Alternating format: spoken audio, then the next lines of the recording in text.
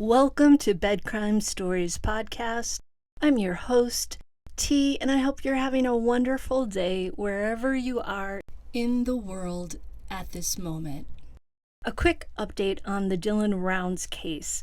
I communicated with Dylan's mother, Candace Cooley, this morning, and she told me there will be a segment with Marcus Ortiz of News Channel 4 out of Salt Lake City tonight about her and Justin Rounds meeting with the Box Elder Sheriff's Office earlier this week.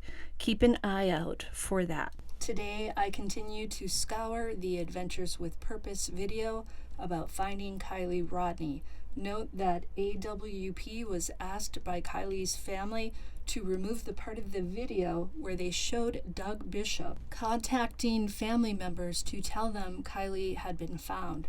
So that part of the video is no longer there. I also noticed that Adventures with Purpose removed the part where Doug Bishop verbally went off on whoever may have maliciously harmed Kylie. All of that part about whoever hurt a 16-year-old deserves no mercy is now gone. So there was additional editing done to this video.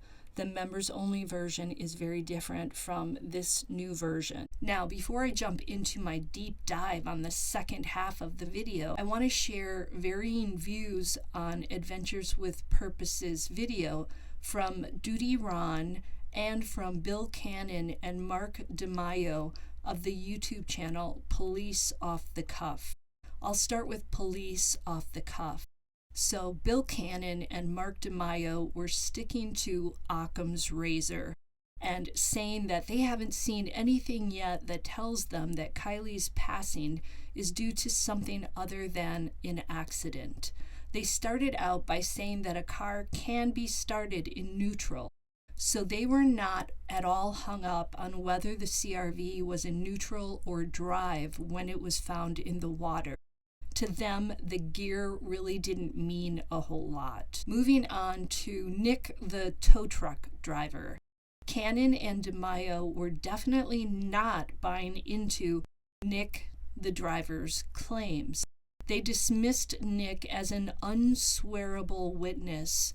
What they meant by that was that in a court of law, Nick would not come across as a good witness because he could not say with absolute certainty on what day he had the encounter with the blonde female and the male wearing the black San Francisco baseball cap. Of course, we all know that if the tow truck company really has the video and audio that Nick said all the company trucks are equipped with, then Nick's claims will either be verified as truth or verified as made up.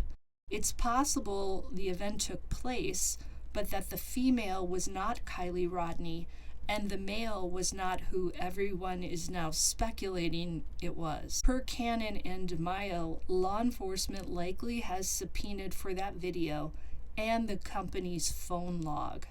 Cannon and DeMaio also talked about how they thought Kylie could have ended up in the back of the CRV. Their thoughts were that Kylie could have ended up there due to, one, the jarring accident in which the front of the CRV is heavier, so it flipped and ended up on an angle wherein the front part of the vehicle was lower than the back part, meaning it had a deep pitch in the water. Or two, she could have gone to the back of the CRV to find an air pocket. Or three, her body, as it began to decompose, gave off gases that led to bloating, that in turn led to floating to the back.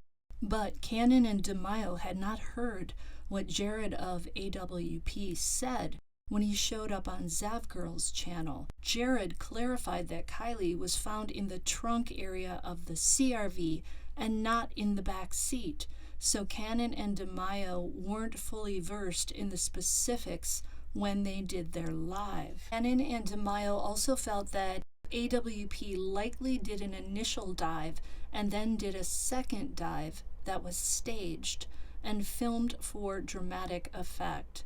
So Cannon and DeMaio were skeptical of both Nick the driver and the authenticity of the moments shown in the film. They felt AWP wrote a script and filmed the situation in a manner to create the most drama. Cannon and DeMaio also feel that there were too many people at the party for someone not to have seen Kylie leaving. They also brought up the alleged fight and said that perhaps everyone left at 12:30 to make a quick exit from the fight. Now, I've heard different stories about this alleged fight. I heard that Kylie was involved with another female in the fight, and then today I read that the fight was maybe between two guys, and one of the guys parked his car in the middle of the road that leads to the exit of the area, and he blasted music there. This would have prevented the partygoers from turning left and heading out the way one normally would. I'm wondering if that's why Kylie may have ended up on the road leading to the water. Cannon also mentioned that detectives are now asking themselves the following questions: who, what, when, why, and how. Bottom line, though, is that both Bill Cannon and Mark DeMaio are saying they believe that this was a tragic accident. Moving on to Duty Ron. Duty Ron had a guest named Jennifer Coffindaffer, who is a retired special agent with the FBI. Moving on to Duty Ron. Duty Ron had a guest named Jennifer Coffindaffer, who is a retired special agent with the FBI. Both Duty Ron and Coffindaffer seemed more willing to keep an open mind when it comes to what led to Kylie's death. They were open to foul play, and they even speculated a tad, unlike Cannon and DeMaio. Coffindaffer felt that Nick, the truck driver, came across as very credible. She said the way he told the story indicates that he is probably telling the truth. And Duty Ron agreed. He too felt that Nick was being sincere. But of course, the event could have happened, but involved people other than Kylie Rodni and the male that everybody is speculating about. And of course, the video from the truck, if it really exists, will tell the story and reveal the identities of the two people. And if it is Kylie and the other person, Duty Ron believes law enforcement will soon make an announcement about it, because if someone took Kylie's life, that person is dangerous and the public has a right to know about it. Jennifer Coffindaffer also felt that Adventures with Purpose was showing the events as they went down when it came to diver Nick Wren in the depths and after he came up out of the water after examining the CRV.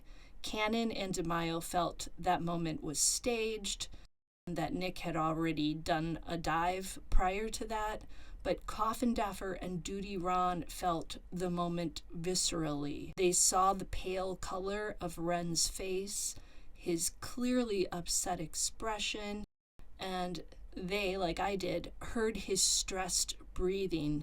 To them, Nick Wren looked like he had just seen a body.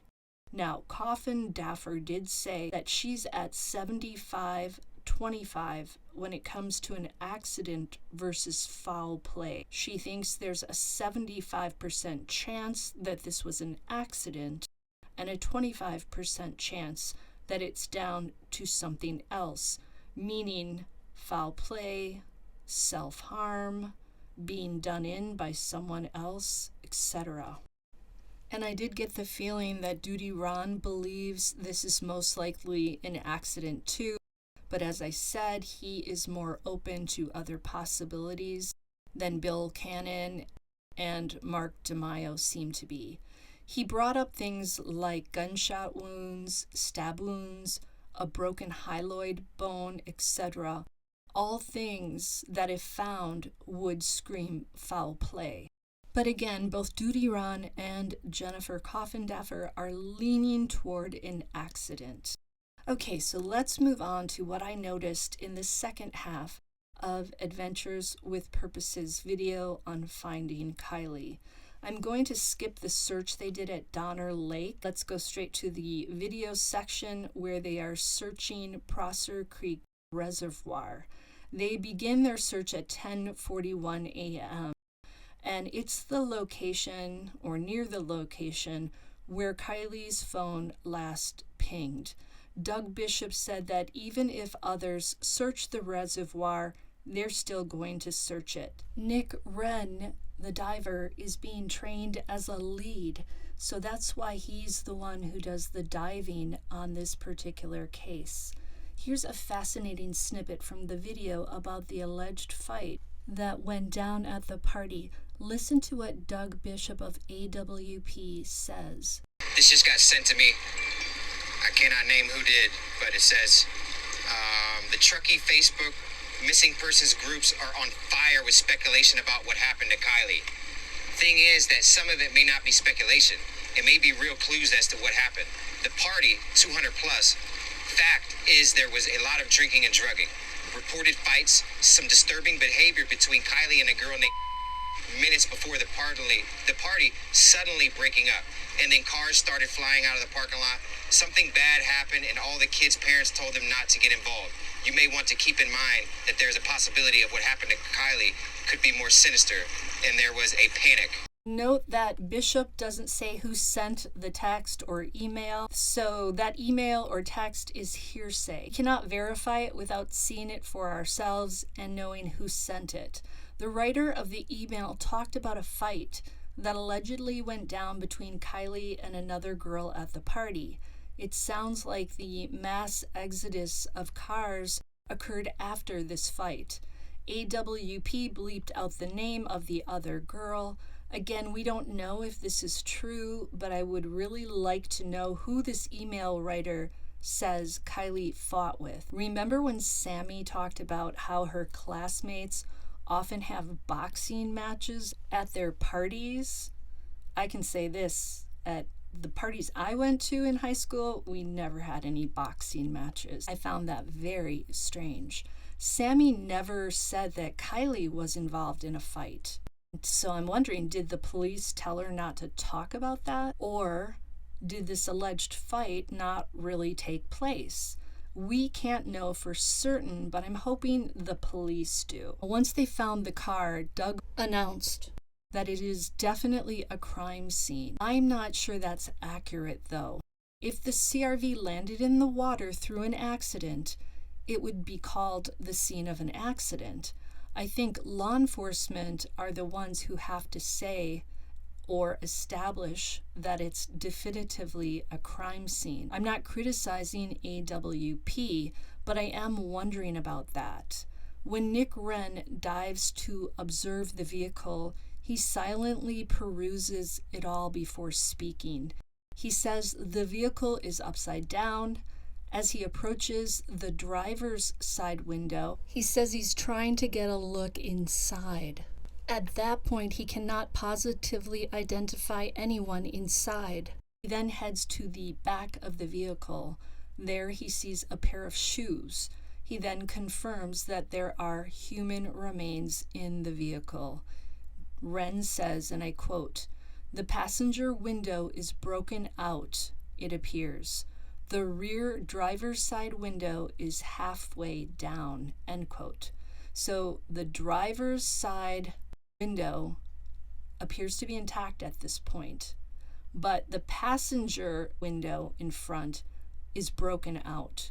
The rear driver's side window, the one in the back seat on the driver's side, is halfway down. So that's two windows, one that appears to be broken out or down all the way, and then another one that is halfway down. When Wren surfaces, he looks broken. He looks like he wants to break down in tears. He says, "She's in the back of the vehicle. She's not in the driver's seat. It looks suspicious to me. The vehicle is upside down. One window is halfway down. One is all the way down. Call the authorities." Doug Bishop then tells him that AWP's policy is to always call the family first and then to call the authorities second. This version of the video now includes snippets of Kylie's biological father and her maternal grandfather questioning how the authorities could have missed Kylie's car. And they're asking which windows, if any, were open and if Kylie was in the driver's seat. At that point, Kylie's dad has to leave. He says he doesn't want that to be his last memory of Kylie.